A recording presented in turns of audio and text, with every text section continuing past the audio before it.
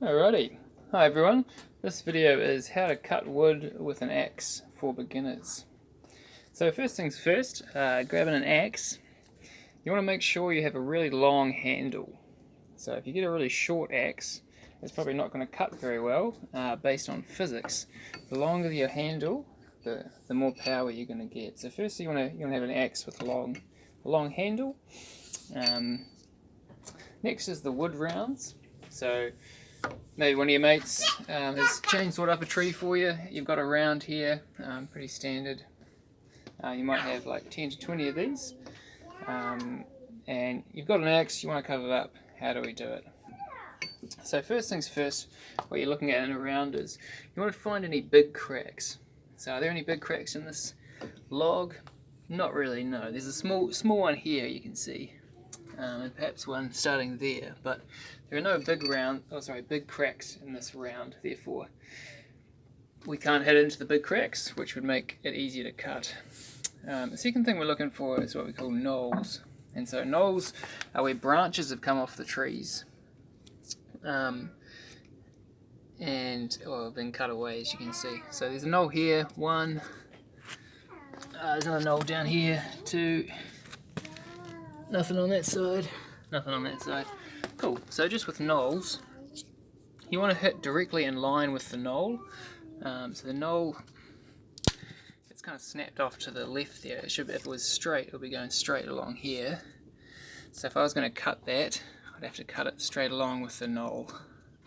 But it's quite a small knoll, so that's probably not going to make too much difference. The main thing here is you can see rounds. So this is the centre of the wood. And as we go around, you see these rounds, and that's how trees have been designed to grow. They grow in these rounds, and so if you look closely, you can see some circles, but also be aware of these straight lines. So these aren't natural. This is the chainsaw coming through. These big lines here. So you actually don't want to follow these chainsaw lines. You want to follow the rounds. So you want to hit your axe perpendicular, or like in the same direction as these rounds. So if I was going to hit up here, for example, I'd want to hit like that, or like that, to be perpendicular to the round. If I was going to hit around here, I'd be there, and down here I'd want to be there. Or you can hit dead on the centre of the of the round. So yeah, if you hit against the rounds, it's going to be a lot harder because the wood doesn't want to naturally break there. Okay, so next thing, and then the fourth thing is you hit over the small cracks. Next thing is you want an anvil. So if I just try and break this round here on the ground's quite squishy, so that it will absorb most of my force, and I want my force to actually go into the round and not into the ground. And so I'm actually going to use this round as an anvil, and I come up and I'm going to move this round down and put it on top. Let's see how we do this.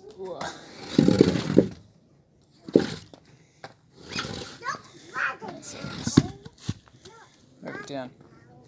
Another helpful tip is you want the round to be facing upwards, and that's just because it breaks easier that way. So that you can tell which way is up, generally by the skinnier. It's generally skinnier at the top. Well, that looks a bit wider at the top. Or the rounds are kind of going up. So I'd say that's up like that, and it's on my anvil. Okay, so what we're going to do is I'll show you how to not do it first, going this way, striking this way, and I'll show you how to do it, and I'll show you the difference. Okay, so we're going to get my wife to film this. Thanks, son. Alrighty. So this is how not to do it. So how not to do it, going the wrong way, and we'll see what happens. Actually, my car probably shouldn't be there either, anyway. Okay. So that's how not to do it. if you come over, you can see that it hasn't really affected the wood too much at all. And I've just got my axe stuck, which is quite unhelpful. Okay? So the best way to get the axe out is basically just shake it and try and put a bit of force into it. Or you can drop it like that, shake it around a bit. Yeah, this is where I look like a bit of a muppet for the next 5 minutes. Trying to get the axe out. And this is why you don't do it the wrong way.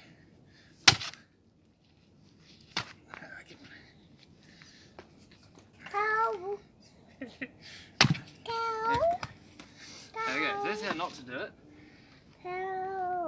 Let's have a look at how to do it with the same force and see if that actually helps. So if you can see that it's going not with the grain. Okay, so let's go with the grain and see what happens.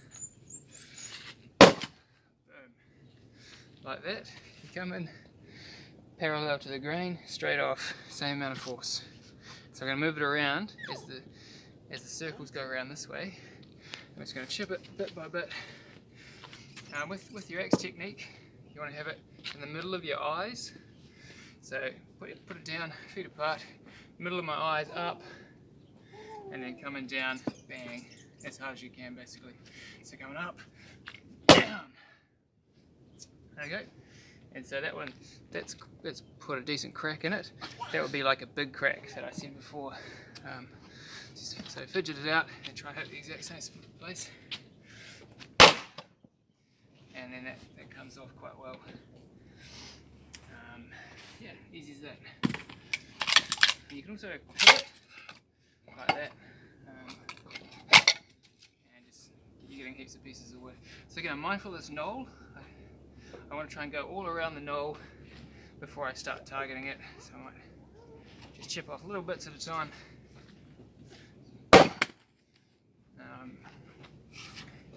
As we go. Note that I'm actually not that big and strong, so if I can do this, you should be able to do this. Another tip you can do is if your axe gets stuck and you've got a big crack like that, you've hit at a reasonable angle, you can bring the whole thing up and then hit it down like this. So when you bring it up, you want it really close to your body. It's just physics again, will make it easy to bring it up. And you lay it down upside down, and then the wood should hopefully, the weight of the round should hopefully go on the axe, and it'll make more sense as I do it. So let's try it. So close to me, up, down, like that, and it kind of flies off. That's good. We'll do that. There you are, thank you. And then again, straight through. And so, again, you can see my anvil. Okay, keep going. Okay, so there's a knoll there, which is why that square one didn't work. I have to go straight along that knoll if I'm going to work just like that there. What's the best way to do it? I'm probably going to go along that knoll and in the middle. Okay. Well, there was a crack there, so maybe I could go along that. We'll try straight first. Let's see what happens. Not much. Oh, a little bit of a crack.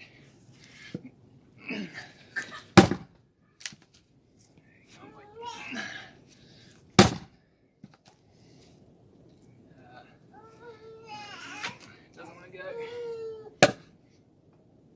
Okay. My first view of it.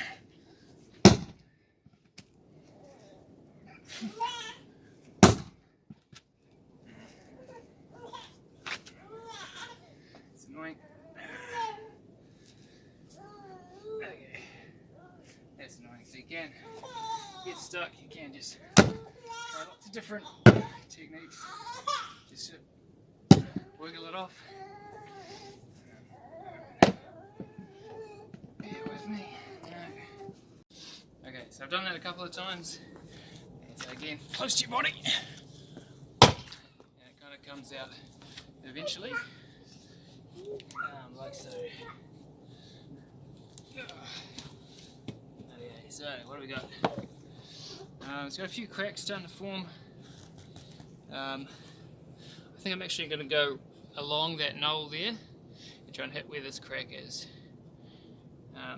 and see what happens. Alright.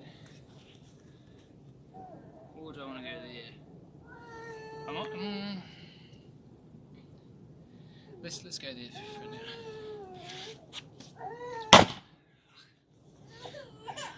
Okay, so alright, that's not really working too well. So let's try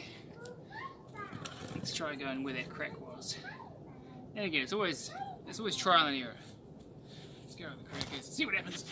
There we go. Good. And then you can just pivot it like that. There it comes. And so the crack proves to be quite effective there. Yeah, that's right. As long as it fits in your fireplace, that's the size you want. This one, let's continue straight with that knoll. There's a crack there, so we're going to try and hit it along here. Even though it's going against the grain, because that knoll's there, it's more important to hit straight along that knoll. And there we go. Good. Okay, and so hopefully this will be the last one. Let's have a look. Straight along that knoll, and there we go. And then you just line up the next piece of wood and go from there. Hopefully that's helpful. Cheers.